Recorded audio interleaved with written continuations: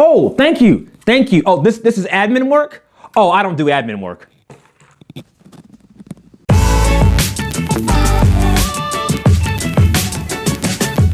Hey, it's Alzay Calhoun with Coveted Consulting. Let's talk about admin work. As a consultant, as an expert, I'm talking about you. You love the strategic side of your business. You love being the expert. You love the idea of sitting down with the client, hashing out the issues, talking about the big-minded problems, and really working through the strategic side of things. The problem solving is very, very exciting for you. For most people, the administrative part, the execution part, the doing part is less exciting for you. So what do? We want to hire this admin assistant who will take all of those details and just make them magically go away.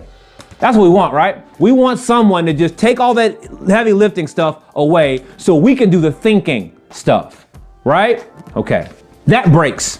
That idea breaks. Let's talk about why it breaks, okay? First of all, inside your business, there are a lot of moving parts. Just in the strategic side of the house, there are a lot of moving parts. This is why we productize, because it helps make those things easier, but let's leave that where it is for just a moment. Then you get to the execution. That could involve multiple skill sets, multiple tools, multiple sets of operations, multiple kinds of follow-ups, multiple people, multiple vendors, and freelancers. There are a lot of things that go into the execution of what you do. So then you're assuming that you can hire one magic admin or virtual person that can understand all of that and then do all of that efficiently. What are the odds? What are the odds that you can hire this magical person to do all of those things? This sounds weird, I know, but people do this every day. Sanity check.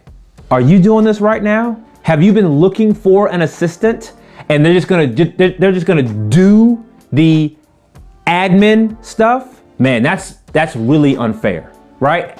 Expecting someone to do all of that. So there are a few things I think you need to hear at this point in time. Number one, it is easier for this person to execute when they know what they're executing. So instead of giving them this vat of stuff to figure out and they gotta sort their way through it, why don't you do your job and eliminate the extra stuff and leave them with the essential? This is just simply easier to execute, right? It's also easier to hire someone just for this than trying to hire someone for the management of all of this. Just simply easier. What's also easier is when you talk to your clients about this is also easier to discuss with your clients. So you've made conversation with your client easier. You've made execution for your team easier. But here's the depth that I think you really need to hear. When you go out onto the marketplace and you try to hire this magical admin person who's going to take all your details away, you are actively disrespecting those details because you're not appreciating the depth of all of what's inside the execution. You're not appreciating the nuances of what's inside here. You're not appreciating the density of all of these things because you want them to just disappear. Let's make sure we bring that home.